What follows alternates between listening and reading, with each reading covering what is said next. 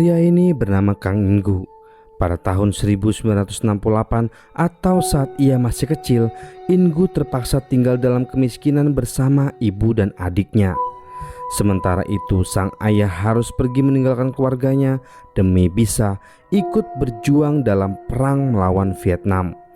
Karena keadaan yang serba sulit memaksa Ingu mengikuti pelatihan judo agar ia bisa melanjutkan sekolah lewat beasiswa yang ia dapatkan. Singkat cerita, waktu terus berlalu. Saat berusia 14 tahun, Ingu kehilangan kedua orang tuanya yang meninggal dalam kecelakaan. Kondisi seperti ini membuat Ingu terpaksa harus menggantikan orang tuanya bekerja sebagai tulang punggung keluarga untuk membiayai adik-adiknya yang masih kecil. Seiring berjalannya waktu, kini kedua adiknya telah tumbuh dewasa. Ingu mulai bisa bernafas lega dan secara perlahan mulai menata kehidupannya sendiri selepas tanggung jawab kepada kedua adiknya itu. Ingu yang mulai ingin memiliki pasangan, ia pun mencari istri dan mencoba membangun keluarga baru. Beruntungnya sedikit demi sedikit kehidupan Ingu mulai membaik. Kini ia berhasil membeli rumah baru dari dua usahanya, yaitu membuka karaoke dan bengkel yang bersebelahan dengan sebuah pangkalan militer. Meskipun sekarang hidupnya serba kecukupan, namun Ingu masih memimpikan kehidupan yang lebih baik untuk anak dan istrinya. Hingga suatu hari, tiba-tiba ia bertemu dengan Park Ung-so, yaitu teman lamanya dulu waktu di sekolah. Waktu sedang nongkrong bareng, Yung-so memberitahu kalau saat ini kebutuhan impor ikan pari ke negara Korea sangatlah tinggi. Sedangkan negara pemasok ikan pari terbesar, yaitu Chili, saat ini sedang mengalami kesulitan dalam memenuhi kebutuhan pasar. Sesuai riset yang sudah ia lakukan, ada salah satu negara bernama Suriname yang mana mereka punya potensi besar untuk dimanfaatkan sumber daya ikan lautnya. Di sana banyak sekali nelayan yang membuang hasil tangkapan ikan parinya karena mereka menganggap ikan pari tidak laku dijual. Jika bisa mengambil ikan pari dari negara itu, Ingu bisa mengirim ikan tersebut ke pasar domestik secara gratis. Dan dari hal tersebut, dia akan memiliki untung yang sangat besar. Mendengar perkataan yang diucapkan oleh sahabatnya membuat Ingu saat itu tertarik menjalankan bisnis tersebut. Sepulangnya ke rumah, Ingu berdiskusi dengan istrinya perihal bisnis ikan pari ini. Awalnya si istri menolak karena ia sudah sangat bersyukur dengan keadaan mereka saat ini. Di situ sang istri mengatakan bahwa uang bukanlah sumber kebahagiaan baginya dan anak-anak. Ia dan kedua anaknya itu hanya ingin Ingu selalu punya waktu bersama keluarganya, tak peduli walaupun susah maupun senang. Mendengar jawaban sang istri, Ingu bukannya merenung dan ia malah kesal, lalu pergi bermain judi bersama teman-temannya.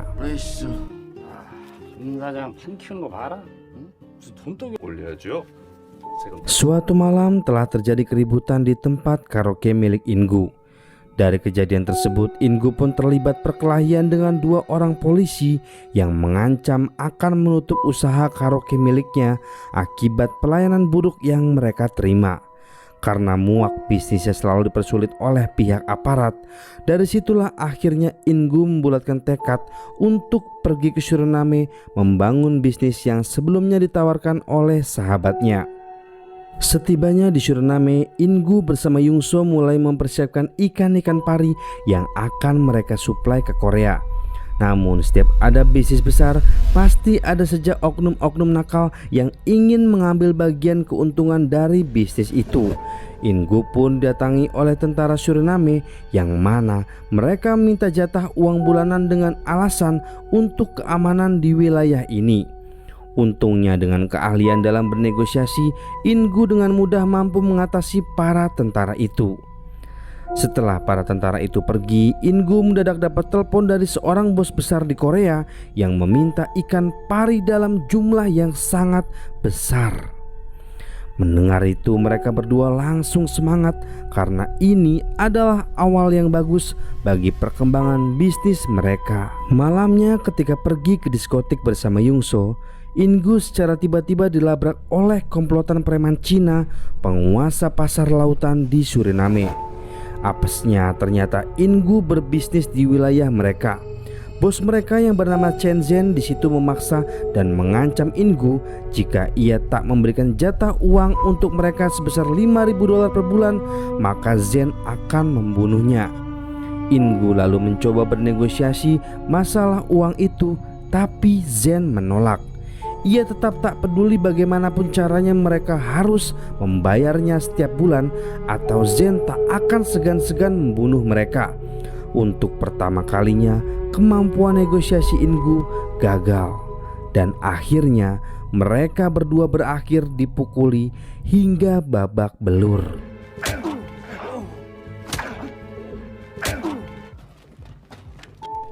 Keesokan harinya Ingu bersama Yungso pergi ke gereja untuk memberi laporan kepada sang istri. Ia melakukan itu karena istrinya memberikannya izin pergi ke Suriname dengan syarat Ingu harus rajin ke gereja walau sesibuk apapun bisnisnya. Ingu mau gak mau harus selalu membuat laporan berupa foto sebagai bukti bahwa ia selalu ke gereja setiap minggunya. Setelah dirasa cukup, mereka berdua pun diam-diam pergi dari gereja tersebut. Akan tetapi, seorang pendeta yang melihat mereka langsung menyambut dan memperkenalkannya ke hadapan para jemaat. Kedatangannya ke gereja itu mempertemukan ia dengan seorang pendeta bernama John Johan yang ternyata dia mengenal preman Cina yang menghajar Ingu dan sahabatnya semalam. Karena kasihan dengan kondisi Ingu, di situ sang pendeta menawarkan bantuan kepada mereka untuk bernegosiasi ulang dengan Zhen. Pendeta Johan lalu mengajak Ingu untuk menemui Zhen di wilayah pecinan Cina. Saat tiba di sana, pendeta Johan pun mulai bernegosiasi dengan Zhen. Ia di situ menasihati Zhen agar ia tak lagi mengganggu Ingu dalam menjalankan bisnisnya karena Ingu sekarang sudah menjadi jemaatnya. Entah kenapa seorang preman sangar seperti Zhen terdiam ketika mendengar nasihat dari pendeta Johan. Setelah ceramah panjang lebar, akhirnya Zhen mau menuruti apa kata pendeta Johan untuk tidak mengganggu Ingu lagi. Dengan bantuan sang pendeta, kini Ingu bisa menjalankan bisnisnya dengan aman tanpa gangguan siapapun. Akan tetapi, Ingu malah curiga dengan sang pendeta. Bagaimana mungkin hanya seorang pendeta bisa membuat takut para preman Cina itu? Apalagi saat Park Yuso menawari hadiah arak untuknya, ia sama sekali tak menolak dan menerimanya dengan senang hati. Menurut sepengetahuan Ingu yang jarang sekali ke gereja, seorang pendeta dengan iman yang kuat tak akan mungkin meminum arak. Di situ Yungso berusaha menasihati Ingu kalau dia nggak boleh sujon kepada si pendeta. Untuk saat ini yang terpenting adalah bagaimana kita menjalankan bisnis ini dengan lancar dan meraup keuntungan sebanyak-banyaknya. Malam hari waktu lagi enak-enaknya tidur, Ingu dan Yungso mendadak dapat telepon dari kapten kapal pengangkut ikan. Sang kapten di situ marah-marah kepada Ingu karena kapal miliknya harus ditahan polisi. Setelah digeledah polisi, ternyata ikan pari yang dibawa oleh Ingu ternyata berisi narkoba jenis kokain. Mendengar kabar itu, Ingu pun sangat kebingungan. Bagaimana mungkin ada kokain di dalam perut ikan parinya?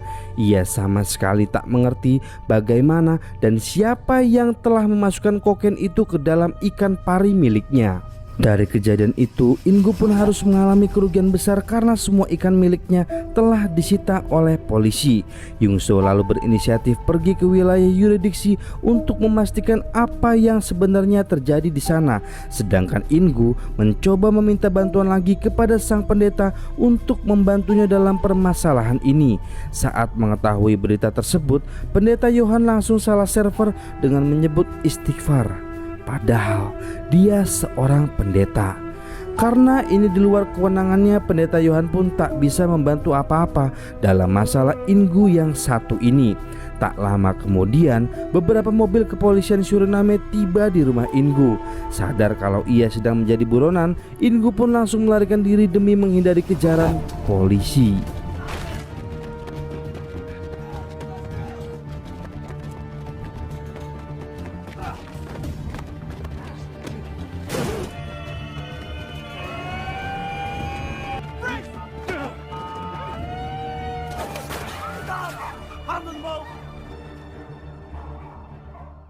Setelah tertangkap, Ingu pun dialihkan oleh kepolisian dari penjara di Suriname ke penjara Saint Martin di Brazil.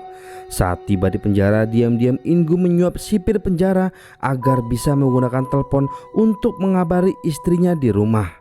Selesai menjelaskan apa yang sebenarnya terjadi, istrinya pun otomatis syok dan menangis sejadi-jadinya. Ia tak menyangka suaminya itu akan terlibat kasus pengedaran barang terlarang. Ingu pun berusaha menenangkan sang istri dan berjanji akan segera menyelesaikan masalah ini bagaimanapun caranya. Sampai saat itu tiba, ia meminta sang istri agar tetap tenang dan terus berdoa untuk keselamatan Ingu. Beberapa hari kemudian, seorang pria bernama Chang Ho dari Badan Intelijen Nasional datang menemui Ingu. Di situ Chang Ho menyampaikan bahwa ia akan bersedia membantu Ingu keluar karena ia tahu kalau Ingu sebenarnya tidak bersalah.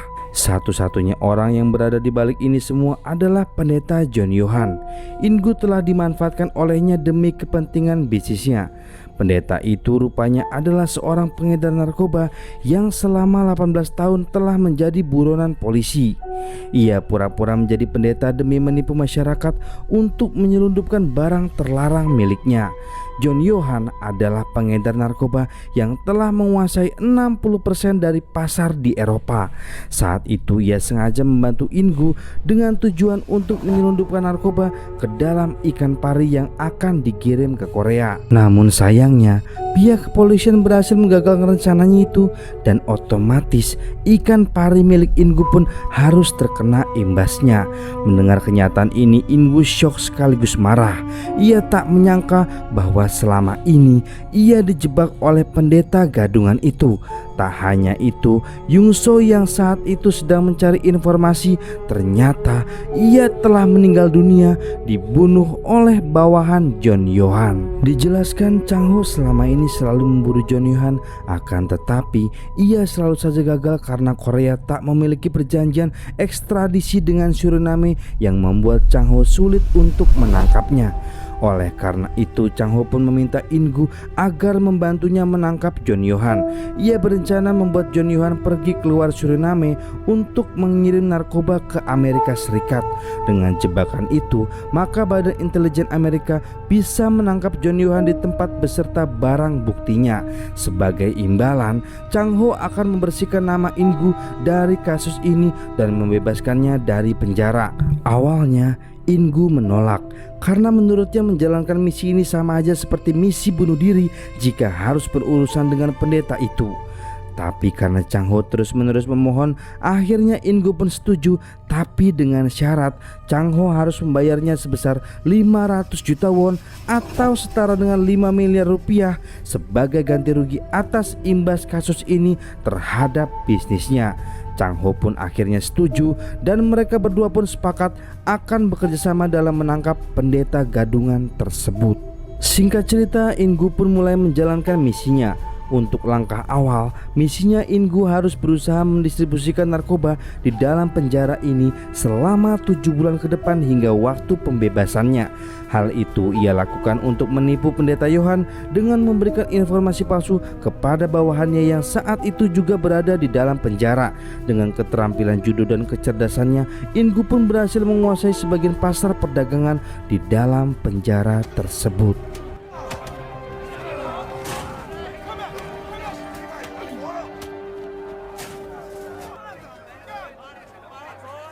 Setelah 7 bulan berlalu, waktu pembebasan Ingu pun telah tiba. Ia lalu dijemput oleh Chang Ho dan pergi ke markas untuk mengatur strategi berikutnya. Saat tiba di markas, Ingu kemudian menjelaskan semua informasi yang telah ia dapatkan selama di penjara. Dari informasi yang dapat, pendeta Johan saat ini sedang mencoba menyelundupkan barang baru jenis kokain ke negara Korea. Namun hingga sekarang ia belum menemukan cara untuk mengirimnya. Dari informasi ini, Ingu berencana memanfaatkan kokain sebagai bahan untuk memancing Johan masuk ke dalam perangkapnya. Tapi sebelum itu, Ingu ingin menangkap Zen terlebih dahulu. Zen rupanya juga salah satu pemasok sabu-sabu di seluruh pecinan Cina. Jika rencana ini berhasil, maka Ingu bisa menangkap 2 pengedar narkoba di Suriname sekaligus. Mendengar rencana Ingu barusan, Chang Ho pun setuju. Keesokan harinya, Ingu mulai mendekati Zen untuk mengajaknya bekerja sama dalam menyelundupkan kokain dalam jumlah yang besar. Tak main-main, di situ Ingu meminta kokain sebanyak 1 ton untuk dikirim ke Korea. Ingu mengatakan kalau tujuannya mengajak Zen kerjasama karena ia ingin membalas perbuatan pendeta Yohan karena ia telah menghancurkan bisnisnya. Ingu tahu kalau Zen sebenarnya juga ingin melakukan hal yang sama kepada Yohan, tapi ia tak cukup kuat untuk menyingkirkannya. Maka dari itu, karena mereka berdua memiliki musuh yang sama, kerjasama ini merupakan langkah awal yang bagus untuk bisa menyingkirkannya. Mendengar perkataan Ingu, awalnya Zen ragu, namun setelah terus-menerus diyakinkan soal keuntungan yang akan mereka dapatkan, akhirnya Zen tertarik dan meminta waktu untuk menyiapkan barangnya. Beberapa hari kemudian, Zen kembali bertemu dengan Ingu di restoran miliknya. Namun saat menunjukkan barangnya, Ingu langsung menolak karena jumlahnya terlalu sedikit dan tidak sesuai dengan kesepakatan. Zen melakukan itu karena ia belum sepenuhnya percaya kepada Ingu. Kondisi pun mulai memanas saat Ingu meremehkan kemampuan Zen dalam menyediakan barang. Di tengah perbincangan, tiba-tiba anak buah pendeta Yohan datang dan membuat keributan di situ. Mereka datang karena Zen telah melakukan transaksi kokain tanpa seizin pendeta Yohan. Setelah memperingatkan Zen, mereka lalu membawa paksa Ingu untuk bertemu dengan pendeta Yohan. Ketika sampai di rumah Yohan, Ingu pun langsung diinterogasi tentang apa yang ia lakukan saat ini di Suriname. Ingu kemudian menjelaskan semua rencana bisnisnya kepada pendeta Yohan dan nampaknya ia tertarik untuk bekerja sama dalam bisnis ini. Akan tetapi, Ingu berusaha menarik ulur ajakan Yohan dengan alasan karena ia sudah mengajak Zen terlebih dahulu. Mendengar itu, Yohan pun berusaha meyakinkan kembali kalau Ingu akan lebih untung bila bekerja sama dengannya. Di situ ia menjelaskan bahwa pebisnis kelas Zen tak mungkin bisa menyediakan kokain tanpa seizin dia dan yang bisa Zen jual hanyalah sabu-sabu saja. Melihat Yohan sudah termakan pancingannya, Ingu pun akhirnya mau menerima tawaran tersebut. Setelah membuat kesepakatan, Ingu memperkenalkan Yohan dengan mitra bisnisnya yang berada di Brazil. Mitra bisnis itu ialah Chang Ho yang berperan sebagai sangman. Mereka kemudian membahas perihal bagaimana cara Sangman akan mendistribusikan kokain ke negara Korea. Di situ Sangman menjelaskan bahwa ia memiliki kenalan distributor yang akan membantunya mengirim kokain tersebut dengan cara menyelundupkannya bersamaan dengan pengiriman ayam dalam jumlah yang sangat besar. Dengan begitu mereka bisa dengan mudah mengirim kokain tersebut tanpa sepengetahuan bea cukai Korea. Mendengar itu, Yohan yang masih ragu memintanya datang ke Suriname untuk membicarakan bisnis ini secara langsung. Seketika semua tim pun panik. Mereka khawatir jika identitas Chang Ho diketahui, maka misi ini akan gagal dan Yohan akan membunuhnya. Akan tetapi, demi mendapat kepercayaan Yohan, Chang Ho pun tak punya pilihan lain selain mengikuti kemauan Yohan untuk datang ke Suriname. Beberapa hari kemudian Chang Ho tiba di Suriname. Di situ ia langsung disambut oleh beberapa pengawal yang akan mengantarkannya ke rumah Yohan. Awalnya pertemuan mereka berjalan lancar hingga di suatu momen salah satu anak buah Yohan menemukan informasi di dalam paspor Chang Ho kalau ia sebelumnya pernah ke Suriname. Merasa curiga dengan Chang Ho, Yohan pun memintanya untuk menunggu di kamar yang sudah dipersiapkan sebelum memulai kesepakatan bisnis. Di sisi lain, kecurigaan Yohan justru malah bertambah ketika salah satu anak buahnya menemukan bahwa Chang Ho dulu pernah mendatangi kedutaan besar AS di Suriname. Tanpa pikir panjang, Yohan pun langsung menginterogasi Chang Ho dan untungnya Chang Ho bisa membantah tuduhan itu dengan mengatakan kalau dia dulu ke sana untuk mencari kokain kepada seorang pria yang bernama Douglas. Tapi karena yang ia dapat hanyalah sabu-sabu, Chang Ho pun akhirnya kembali ke Brazil dengan tangan kosong. Mendengar penjelasan Chang Ho, Yohan yang masih belum percaya lalu menyuruh Chang Ho untuk tetap tinggal di Suriname sampai ia menemukan kebenarannya. Yohan kemudian memerintahkan anak buahnya pergi ke kedutaan AS untuk memverifikasi informasi tersebut. Sayangnya karena verifikasi memakan waktu yang lama, Yohan yang tak mau mengambil resiko kemudian memberi perintah pada anak buahnya untuk mengeksekusi Ingu dan Chang Ho.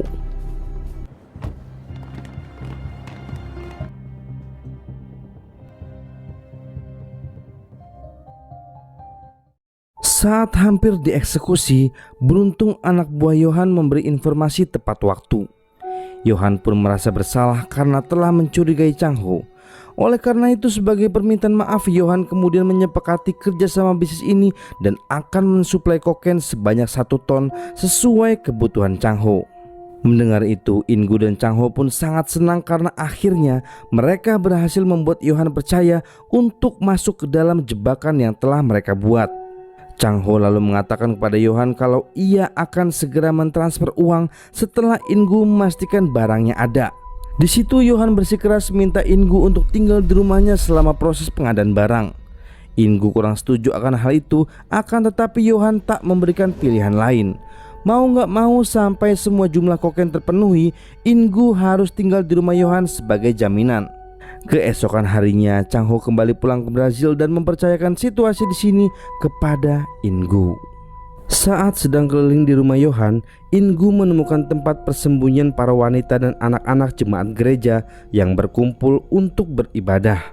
Di situ ia melihat dengan mata kepalanya sendiri bahwa ada fakta mengejutkan dari perkumpulan jemaat tersebut, yang mana terlihat anak-anak di bawah umur dipaksa untuk meminum minuman yang telah dicampur obat-obatan terlarang. Rupanya Yohan berencana mendidik masyarakat setempat untuk mengkonsumsi hal tersebut sejak dini, agar nantinya Yohan tak perlu lagi repot dalam menawari orang-orang dewasa untuk membeli kokain miliknya. In-gu yang begitu syok lalu dengan sigap merekam semua aktivitas para jemaat itu dan segera ia kirim kepada Chang Ho sebagai tambahan barang bukti untuk menangkap Yohan. Mengetahui tindakan tercela itu, Chang Ho pun semakin geram dan ingin cepat-cepat menjebloskannya ke dalam penjara. Malam harinya, In-gu yang pergi ke kasino tiba-tiba diserang oleh anak buah Chen Zhen. Setelah dipukuli, ia pun pingsan dan dibawa ke hadapan Zhen untuk dihakimi. Di situ Zhen marah karena In-gu telah berkhianat dengan kesepakatan awal, yang mana In-gu lebih memilih bekerja sama dengan pendeta Yohan daripada dengannya. Waktu mau dibunuh, In-gu berusaha menjelaskan bahwa apa yang ia lakukan sekarang semata-mata demi bisa membunuh Yohan, dan jika ia berhasil, maka Zhen akan bisa lebih leluasa dalam berbisnis kokain dan menjadi satu-satunya orang yang akan menguasai perdagangan di Suriname. Mendengar apa yang dikatakan In-gu, Zhen pun percaya lalu memperingatkan In-gu untuk segera membunuhnya sebelum Yohan mengirim kokain miliknya. In-gu yang berhasil lolos dari bahaya kemudian dijemput oleh anak buah Yohan. Di tempat rahasianya, Yohan menunjukkan kepada In-gu kokain sebanyak 1 ton yang telah ia janjikan kemarin. Melihat itu, In-gu pun segera memotretnya dan memberitahu Chang Ho bahwa barang yang selama ini mereka cari telah siap. Chang Ho kemudian melapor kepada markas BIN pusat untuk segera mentransfer uang DP ke rekening Yohan sesuai dengan kesepakatan agar membuat Yohan semakin yakin dengan bisnis ini. Dari apa yang sudah berjalan, tampaknya rencana penangkapan Yohan kini mulai menemui titik terang. Beberapa hari kemudian, setelah semua siap, In-gu bersama anak buah Yohan pergi membawa kokain menuju lokasi perbatasan wilayah Brazil yang telah ditentukan untuk melakukan transaksi. Sementara di sisi lain, Chang Ho mengkoordinasi semua pasukan agar bersiap-siap di posisi mereka masing-masing. Namun siapa sangka saat transaksi sedang berlangsung, tiba-tiba militer penjaga perbatasan Brazil muncul dan menyergap mereka semua. Para militer itu pun menyita semua barang dan uang yang ada di situ karena mereka terbukti melakukan transaksi barang terlarang. Keadaan pun semakin kacau ketika anak buah Yohan dari kejauhan datang dan terjadilah perang baku tembak dengan para militer.